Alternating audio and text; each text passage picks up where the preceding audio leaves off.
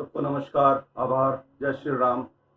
मैं doctor Ajay Kumar Sharma, professor geography, government college Ajmer, geography department. आप सब लोगों का इस 5वें लेक्चर में स्वागत करता हूं, अभिनंदन करता हूं और उम्मीद करता हूं कि आपका आज का दिन और आने वाले दिन बहुत शुभ और मंगलमय रहे। आज एक बहुत छोटे से टॉपिक पर मैं आप लोगों के साथ डिस्कशन करना चाहूँगा, जिसको आप बचपन से मामा कहते रहे, चंदा मामा। ये चंदा मामा है क्या? मून, चंदा मामा, चांद। कवियों ने, साहित्य में, शायरों ने इसे अपनी कविता में, शायरी में, साहित्य में खूब सौंदर्य के रूप में इस्तेमाल किया गया। लेकिन क्या वास्तव में चंद्रमा इतना सुंदर है जितना बताया जाता है? नहीं। और क्या चंद्रमा के पास खुद की लाइट है, खुद की रोशनी है, खुद का प्रकाश है? नहीं। सूर्य से जो प्रकाश इसके ऊपर पड़ता है, यानी कि सूर्य की रोशनी या किरणें चंद्रमा के धरातल पर पड़ती है, वही रिफ्लेक्ट करके हमें पृथ्वी पर वो चमकता हुआ दिखता है। इसी कारण से चमकता हुआ हमें दिखता है। कई बार आपने देखा होगा कि दिन के समय भी चंद्रमा हल्का हल्का आपको दिखाई देता है, ईस्ट वेस्ट दोनों डायरेक्शन। उसका कारण है कि ये पृथ्वी की रोशनी से चमकता है। पृथ्वी की जो रोशनी, जो रेडिएशन रिफ्लेक्ट होती है ऊपर की ओर, उसके कारण से ये हल्का हल्का डिम, बहुत हल्का हल्का चमकता हुआ आपको कई बार दिन के समय भी, खासकर सुबह के समय और शाम के समय ये देखने को मिलता है। तो चांद हमारे दिल के नजदीक भी रहा है।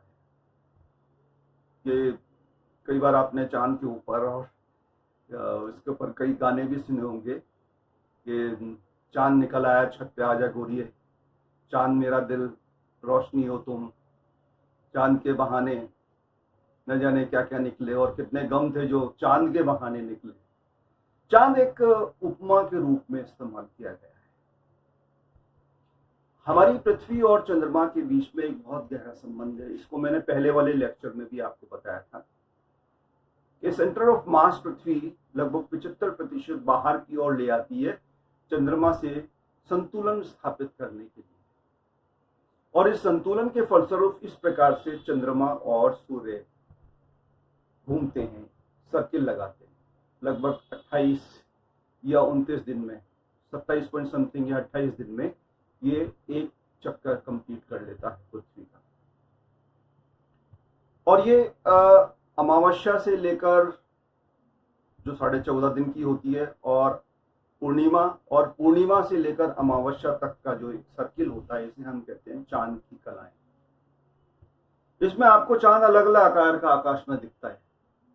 कभी ये चंद्राकार या क्रिस्टल शेप में दिखेगा, कभी आधे चांद के रूप में दिखेगा, कभी 75% चांद दिखेगा और कभी 100%, जो पूर्णिमा वाला चांद होता है, बिल्कुल 100% चमकता हुआ बड़ा चांद दिखता है। उसके बाद धीरे धीरे इसके ये जो शेप हैं वापस से घटने लगते हैं और ये घटते घटते घटते घटते वापस से पूर्णिमा की स्थिति में आ जाते हैं। तो चंद्रमा का हमारी पृथ्वी पर बहुत गहरा प्रभाव पड़ता है। हमारे पृथ्वी पर जीवन बनाए रखने के लिए चंद्रमा की रोशनी और चंद्रमा का होना बहुत आवश्यक है। विशेषकर महासागरों में जीवन बनाए रखने के लिए, मैराइन लाइफ के लिए ये तो बहुत महत्वपूर्ण होता है। अब कुछ डेटा मैं आपको बताना चाहता हूं जो पृथ्वी और चंद्रमा से संबंधित हैं। मैं इसको थोड़ा क्लोज ले आता हूं। आप देखेंगे डिस्टेंस फ्रॉम द अर्थ, यानी कि पृथ्वी से कितनी दूरी है, 375,000 किलोमीटर या 240,000 माइल्स। जिसे हम राउंड फिगर में कह सकते हैं 3,75,000 किलोमीटर। ये पृथ्वी से दूरी है इसकी। फिर सोलर सिस्टम में हमारा चंद्रमा 5वां सबसे बड़ा प्राकृतिक उपग्रह है। इसका मास 0.373 के करीब है, द्रव्यमान। वॉल्यूम या आयतन 2.19 के करीब है। और इक्वेटर पर इसकी जो अर्धव्यास है वो 1738 किलोमीटर है, और पोलर रीजन्स से यानी ध्रुवीय भागों में इसकी जो रेडियस या अर्धव्यास है वो 1736 किलोमीटर है।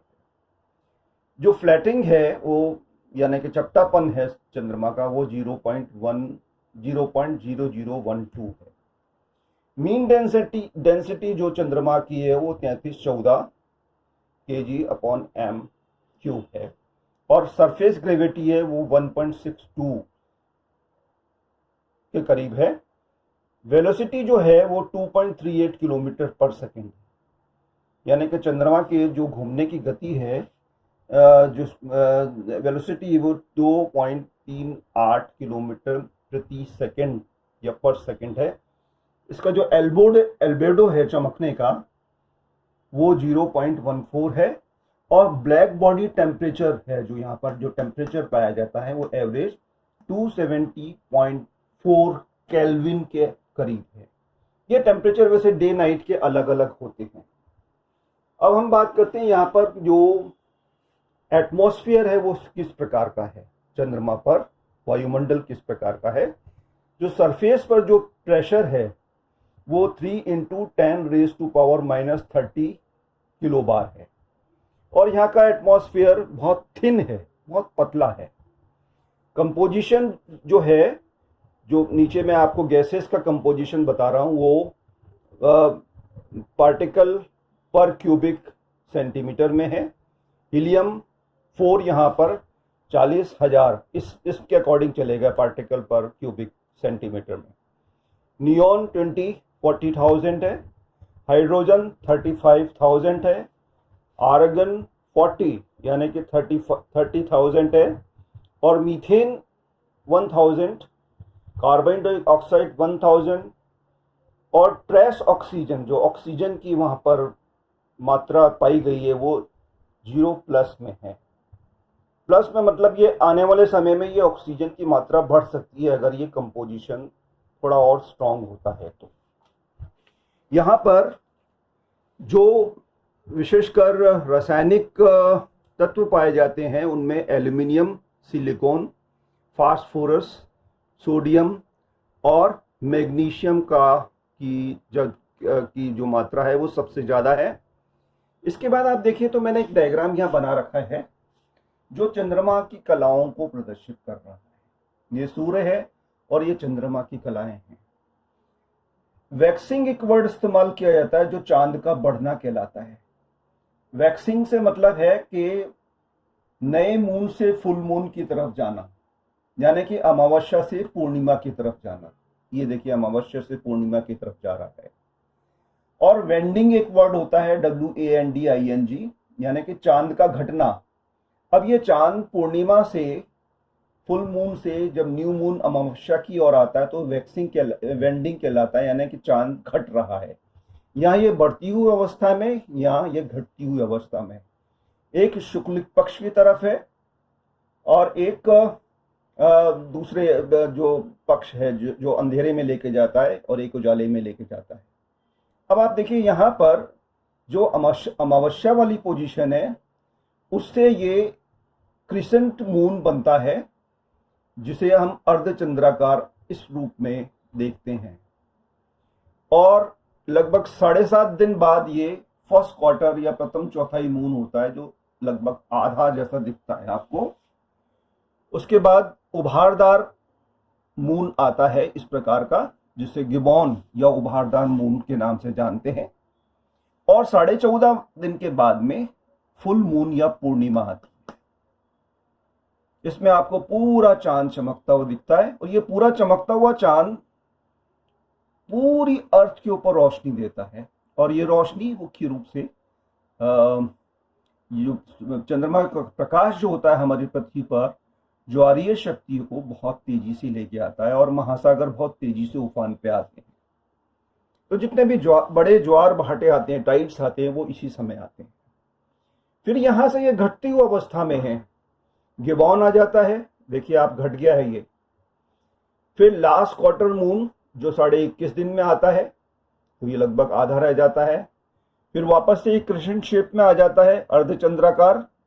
और कम होते होते होते 29.5 दिन में ये अमावस्या की ओर आ जाता है, न्यू मून किया जाता है। तो new moon to full moon is known as waxing, I am sorry, यानी कि चांद का बढ़ना। और full moon to new moon मतलब वेंडिंग, यानी कि चांद का घटना। ये चांद का घटना और बढ़ना जो है ये निरंतर जारी रहता है। 29.5 दिन में लगभग ये एक सर्किल कर लेता है हमारी पृथ्वी का, और एक सर्पेंटाइन रूप में, फॉर्म में, सर्पाकार आकृति में ये दोनों एक प्रकार की गति या मार्ग बनाते हैं। अब दूसरी बात यह कि जब आप चांद को रात के समय देखते हैं तो अपने पूरे जीवन में आप इसका 59% ही देखते हैं। जब पूर्णिमा भी होती है, फुल मून भी होता है, तब भी आप, ये गोल है तो गोल के इसके किनारों का वाले पोर्शन में भी चले जाए तो सिर्फ 59% ही आप या हम हमारी पृथ्वी से चंद्रमा को देख सकते हैं। बाकी का जो 41% चांद है, चंद्रमा है, वो हमेशा बैक डायरेक्शन में या पीछे की ओर अंधेरे में बना रहता है। तो इस ओर तो नॉर्मल टेम्परेचर रहते हैं, और पीछे की ओर जहां पर सूर्य की रोशनी नहीं पहुंच पाती है वहां पर टेम्परेचर नॉर्मल नहीं रहते हैं, बल्कि माइनस में चले जाते हैं। अब चांद हमेशा एक कौतूहल के विषय मनुष्य के लिए रहा, क्योंकि हमारी पृथ्वी से सबसे निकट चमकता हुआ ऑब्जेक्ट, सबसे ज्यादा चमकता हुआ ऑब्जेक्ट चांद ही या चंद्रमा ही नजर आता है। तो मनुष्य का जिज्ञासु प्राणी, उसमें जिज्ञासा कूट कूट के भरी है, और होमो सैपियन है, सैपियंस होमो सैपियंस मतलब बुद्धिमान है। तो बुद्धिमान होना और फिर जिज्ञासु होना, ये दोनों क्वालिटीज मानव की बहुत बड़ी हैं, जिससे जो हमको अन्य जीवों से अलग करती है। हम आज विकास के इस अवस्था में आए हैं, जंगलों को और गुफाओं को छोड़ते हुए, वो जिज्ञासा और मस्तिष्क का हमारा सबसे विकसित होना, होमो सैपियंस होने के कारण संभव हो पाया है। अब जो चंद्रमा है ये पृथ्वी पर कई प्रकार के बदलाव लाता है। एक तो पृथ्वी की रोटेशन की जो गति है, दैनिक गति, उसको नियंत्रित रखता है, ना तो बढ़ने देता ना घटने देता है। यानी कि दिन और रात बनते हैं, उनकी अवधि निर्धारण में इसके चंद्रमा का गुरुत्वाकर्षण का रोल, भूमिका महत्वपूर्ण होती है। साथ ही चंद्रमा, जो मैंने आपको पहले ही बताया कि ज्वारीय शक्ति लेके आता है, चंद्रमा और सूर्य दोनों की। लेकिन चंद्रमा हमारे साथ निकट है, इसलिए इसका ज्वारीय प्रभाव सूर्य की अपेक्षा पृथ्वी पर ज्यादा पड़ता है। सूर्य बहुत दूर है।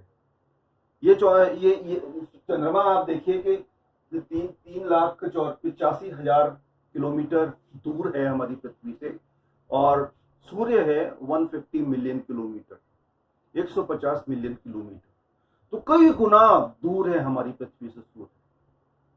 लेकिन फिर भी पूरे सोलर सिस्टम का 98% से ज्यादा द्रव्यमान सूर्य रखता है, इसलिए उसके पास सबसे ज्यादा गुरुत्वाकर्षण की शक्ति है, जिसे वो अपने पूरे सोलर सिस्टम को, पूरे के पूरे सौर मंडल को गुरुत्वाकर्षण से बांधे रखता है।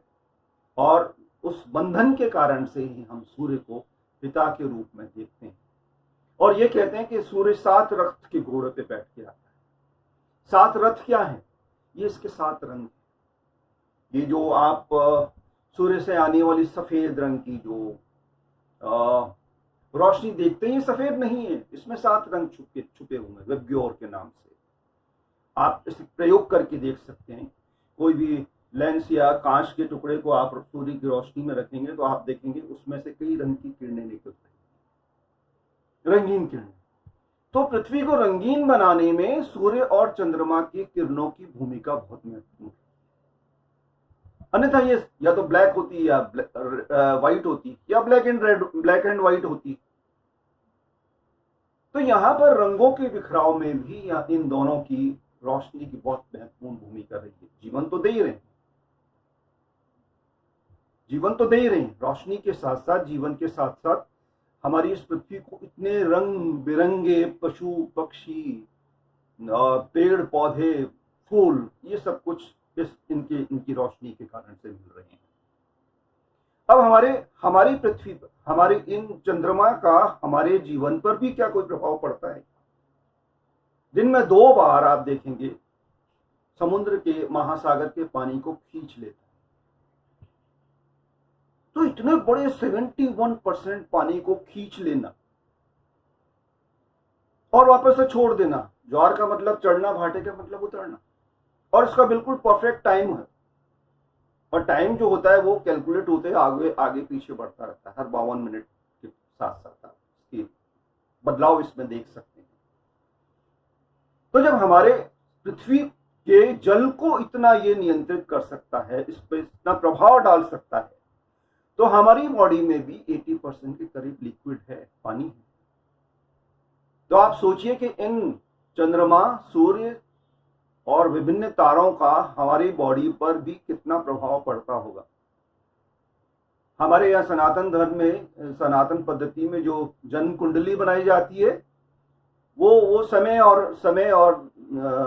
उस पर्टिकुलर समय और अक्षांश, देशांतरों या स्थान के मुताबिक बनाई जाती है कि उस समय पर अक्षांशों की, उस समय पर हमारे जो खगोलीय पिंडों हैं उनकी स्थिति क्या है, और उसके अकॉर्डिंग हम आगे की प्रिडिक्शन कर सकते हैं, आगे की भविष्यवाणी कर सकते हैं। ये एक प्रकार का साइंस है, विज्ञान है, जो धीरे धीरे धूमिल होता हुआ चला गया, लेकिन अब वापस से विद्वान इसके ऊपर काम कर रहे हैं और इसको वापस से ऊपर उठाने के प्रयास कर रहे हैं। हमारा जो पंचांग है वो बहुत महत्वपूर्ण है। आप देखिए कि चांद, हमारा जो पंचांग है वो उसको नासा तक फॉलो करता है। एक 5वीं या 8वीं 10वीं क्लास पास किया हुआ पंडित मंदिर में बैठा है, उसके अगर उसके पास पंचांग है तो आपको 2000 साल बाद में आने वाले सूर्य और चंद्र ग्रहण के बारे में सही दिन और सही समय बता देगा। 2000, 4000, 5000 पीछे के चंद्र ग्रहण और सूर्य ग्रहण के बारे में आपको एक्यूरेट बता देगा कि किस दिन हुआ था, किस समय हुआ था, और किस दिन होगा इन फ्यूचर, और कब होगा। इतना बड़ा साइंस हमारे देश में है। आर्यभट्ट वो पहले वैज्ञानिक थे दुनिया के जिन्होंने सूर्य ग्रहण और चंद्र ग्रहण की सही वैज्ञानिक व्याख्या की। कि सूर्य या तो चंद्रमा की या पृथ्वी की छाया बीच में आ जाने के कारण जो अमरा बनती, उसके बीच में आ जाने से सूर्य ग्रहण और चंद्र ग्रहण होता है। इन सूर्य ग्रहण और चंद्र ग्रहण के बारे में डिटेल या विस्तार में अध्ययन हम नेक्स्ट चैप्टर में करेंगे, जो सूर्य ग्रहण और चंद्र ग्रहण से संबंधित है। लेकिन मैं ये बता रहा हूं कि हमारे यहाँ के ऋषि मुनियों ने, जो वैज्ञानिक थे उस समय के, उन्होंने ऑब्जर्वेशंस के बिहाफ पर इतनी एक्यूरेट कैलकुलेशंस कैसे निकाली। और आर्यभट्ट का तो कोई कमाल नहीं। आर्यभट्ट के बाद द्वारामिहिर हुए, भास्कराचार्य हुए, भास्कराचार्य प्रथम हुए, भास्कराचार्य द्वितीय हुए। इन्होंने खगोल और भूगोल की दुनिया में क्रांतिकारी काम किए। भास्कराचार्य ने तो 11वीं शताब्दी में ही गुरुत्वाकर्षण के बारे में सही बता दिया था, जिसका विवरण आर्यभट्टी पुस्तक में भी मिलता है, जो बीसीज में 3000 बीसी के आसपास। तो इतनी एक्यूरेट और सही कैलकुलेशन, गणना हमारे वैज्ञानिकों और ऋषि मुनियों ने सिर्फ ऑब्जर्वेशंस के बिहाफ पर बताई। उनके पास इतने एडवांस लैब नहीं थे, रिमोट सेंसिंग इक्विपमेंट्स नहीं थे, मैन मेड सैटेलाइट्स नहीं थे। लेकिन आप देखिए कि उस समय की कैलकुलेशन और वर्तमान की कैलकुलेशन की तुलना करें तो लगभग समानांतर आती है। तो कोई ना कोई बहुत ही विकसित विज्ञान हमारे पूर्वजों के पास रहा था, जिसको रिवाइज करने की बहुत आवश्यकता है। अब ये जो चंद्रमा और पृथ्वी का संबंध है, ये एक इतना गहरा संबंध है कि प्रत्यक्ष और अप्रत्यक्ष दोनों प्रकार का प्रभाव मनुष्य, जीव जंतु और वनस्पतियों पर पड़ता है।